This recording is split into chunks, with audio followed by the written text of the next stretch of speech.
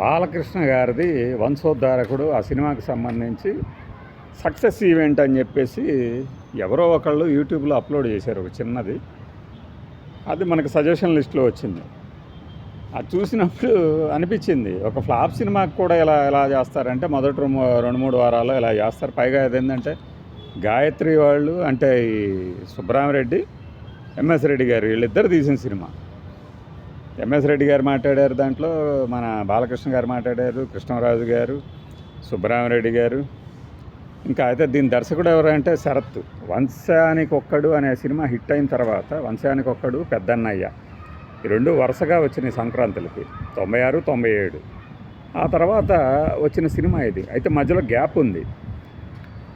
ఈ సినిమా వెంటనే ఏంటంటే మనకు సన్లో ఈరోజు మే 16 అనుకుంటా కదా, ఇవాళ మే 16, 2026న షో వేశారు. చూసాము. చూస్తే ఆ సన్నివేశాలు ఏంటో ఆ ఇదేంటో నాకు ఏమీ అర్థం కాల.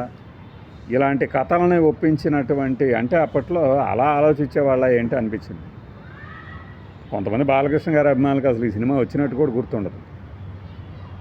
అది 50 డేస్ సెంటర్లో అయ్యో ఒక 10-15 సూపర్ హిట్లు వేసినట్టు గుర్తు. వెంటనే ఫ్యాన్స్ లేదు ఒక 50 ఉన్నాయి 70 ఉన్నాయని చెప్పకండి. ఓకే, ఇంకా అలా అనిపించడానికి రీజన్ ఏంటంటే ఈ సినిమాలో హీరోకి తన తండ్రి తన తల్లికి అన్యాయం చేశాడు, దానికి పగ తీర్చుకోవడానికి వెళ్తాడు. ఇట్లాంటి కథలు చాలా వచ్చినాయి. ఆ సమయంలోనే అనుకుంటా కృష్ణ గారిది బొబ్బిల దొర కూడా వచ్చింది. ఇలానే ఉంటుంది. బొబ్బిల దొరలో అయితే ట్రిబుల్ రోలు, దాంట్లో కాస్త కూస్తో ఒక కన్విన్సింగ్ పాయింట్ ఉంటుంది, ఒక లాజిక్ ఉంటుంది.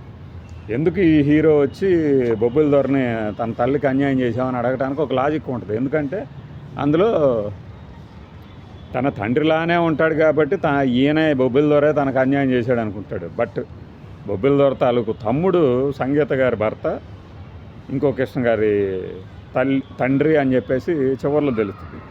బట్ ఆ గెటప్ కానీ ఆ బోయపాటి కామేశ్వరరావు, ఎస్ మీరు అన్నది కరెక్టే, బోయపాటి కామేశ్వరరావు అనే ఆయన డైరెక్టర్ ఆ సినిమాకి. ఆయనకి బోయపాటి సీన్కి సంబంధం అయితే లేదు. ఒకవేళ ఉందో లేదో నాకైతే గ్యారంటీగా తెలియదు అనమాట. ఈ తరుణంలో ఏంటంటే ఆ సినిమా ఫ్లాపు. బట్ 2-3 పాటలు ఉంటాయి సంగవితో, మంచి పాటలు. విజయ నిర్మల్ గారి డైరెక్షన్, సారీ ఈ సినిమాకి మంచి పాటలు. బట్ ఏంటంటే ముందు అనుకున్న పేరు వేరు డైరెక్టర్గా. అయినా సరే ఆ సినిమా ప్రేక్షకుల్ని ఏమాత్రం ఒప్పించలేకపోయింది, మెప్పించలేకపోయింది. దానికి అనేక కారణాలు ఉండొచ్చు. కానీ ఇక్కడ బాలకృష్ణ సినిమాకి వచ్చేసరికి ఏమవుతుందంటే బాలకృష్ణ గారి సినిమాలో ఈ ఎలిమెంట్స్ కూర్చడానికి బాగుంటుంది. ఎందుకంటే అప్పటికి ఆయనకి ఇంకా యంగ్స్టర్లానే ఉన్నాడు. కృష్ణ గారు అంటే 50 దాటిని, ఈయనకి ఇంకా 40 దగ్గర పడ్డాడు అప్పుడు బాలకృష్ణ. పైగా సాక్షి శివానంద్ హీరోయిన్, రమ్యకృష్ణ హీరోయిన్, రాధిక్ గారు ఉన్నారు, కృష్ణరాజు గారు ఉన్నారు, చరణ్ రాజు, ఈ బ్రహ్మాజీ, శ్రీహరి, ఇలాంటి వాళ్ళు అందరూ ఉన్నారు. ఉన్నా కూడా ఏంటంటే కథనం ఆ సన్నివేశాల కూర్పు జుట్టు పీక్కోవాలనిపిస్తుంది. ఇదంతా కూడా ఇంకా ప్రేక్షకులకి ఎక్కువగా అనిపించడానికి రీజన్ ఏంటంటే సమరసింహారెడ్డి అనే ఒక ఇండస్ట్రీ బ్లాక్ బాస్టర్ సినిమా వచ్చింది. దాని తర్వాత వచ్చింది ఈ మధ్యలో మనకు సుల్తాన్ అనే ఒక సినిమా కూడా వచ్చిపోయింది. ఆ సుల్తాన్లోని మ్యూజిక్కే ఇందులో కూడా ఆడతారు దారుణంగా. కోటినే అనుకుంటా మ్యూజిక్. మరి మైండ్ బ్లాక్. నాకు ఇప్పుడు చూస్తే ఎలా ఉంది, అప్పుడు థియేటర్లో చూసి పాపం ఫ్యాన్స్ ఏమనుకుని ఉంటారు, బయటకు వచ్చి కేకలు పెడతారు, సూపర్ హిట్ అమ్మా అదమ్మా ఇదమ్మా అనుకుంటారు. బట్ ఏంటంటే మీకు మచ్చుకు 2-3 సన్నివేశాలను వివరిస్తాను చూడండి. బాలకృష్ణ గారు రమ్యకృష్ణ గారితో చనువుగా ఉంటున్నట్టు సాక్షి శివానంద్ ఒక సీన్లో చూస్తారు.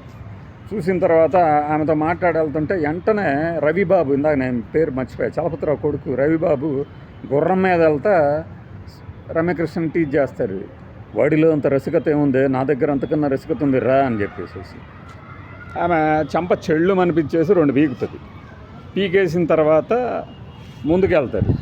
ముందుకెళ్ళగానే ఈ రవిబాబు గుర్రం ఎక్కి మరి ఆమెకి రమ్యకృష్ణకి ఉరితాడేద్దామని చూస్తాడు. అప్పుడు మళ్ళీ బాలకృష్ణ గారు వెనక గుర్రం వేసుకొని వస్తారు. మరి ఆ సన్నివేశాలను ఏమనాలి. దాని తర్వాత అక్కడ ఆవిడని రెస్క్యూ చేసిన తర్వాత రవిబాబు, శ్రీహరి, ఈ బ్రహ్మాజీ ముగ్గురు కలిసి చెట్టుకు కట్టేసి కొడుతుంటారు బాలకృష్ణ గారిని. బాలకృష్ణ గారిని అలా కొట్టిన తర్వాత కృష్ణరాజు గారు వస్తారు. కృష్ణరాజు గారు వచ్చేసి కారులో వచ్చి దిగేసేసి ఏం జరుగుతుంది ఇక్కడ అని చెప్పేస్తే, ఇదిగో ఇలా చేశారంటే బాలకృష్ణ అప్పటికి నోరెప్పడు. ఆయన పేరు సూర్యం క్యారెక్టర్. నోరెప్పకపోయినా పక్కన ఉన్న ఈ బాబు మోహన్ వచ్చేసి అసలు నేను చెప్తాడు ఇలా జరిగింది అని చెప్పేసి చెప్పిన తర్వాత అప్పుడు కృష్ణరాజు గారు కొరడా తీసేసుకొని బాలకృష్ణ గారిని విడిపించి రవిబాబుకి శిక్ష చేస్తారు. ఇదంతా సినిమా క్లైమాక్స్. ఇలా జరుగుతున్నప్పుడు క్రమంలో చివరికి అసలు రాధిక్ గారిని ఎందుకు ఈయన ఇంట్లోంచి వెళ్ళగొట్టాడు కృష్ణరాజు, ఎలా బాలకృష్ణ దగ్గర చేశాడంటే ఈ మధ్యలో మళ్ళీ ఫ్లాష్ బ్యాక్లు 4-5 పాటలు ఇంత శిరోభారంగా సాగుతూ ఉంటుంది అన్నమాట సినిమా అంతా కూడా. ఇది ఈ వంశోద్ధారకుడికి సంబంధించిన సినిమా. మీరు చూసుంటారు. బాలకృష్ణ గారి ఫ్యాన్స్కి అయితే కొంతమందికి అసలు గుర్తుండదు కూడా అని చెప్పాను కదా. ఈ క్రమంలో ఈ సినిమా నరసింహనాయుడికి సమరసింహారెడ్డికి మధ్యలో వచ్చిపోయిందన్నమాట.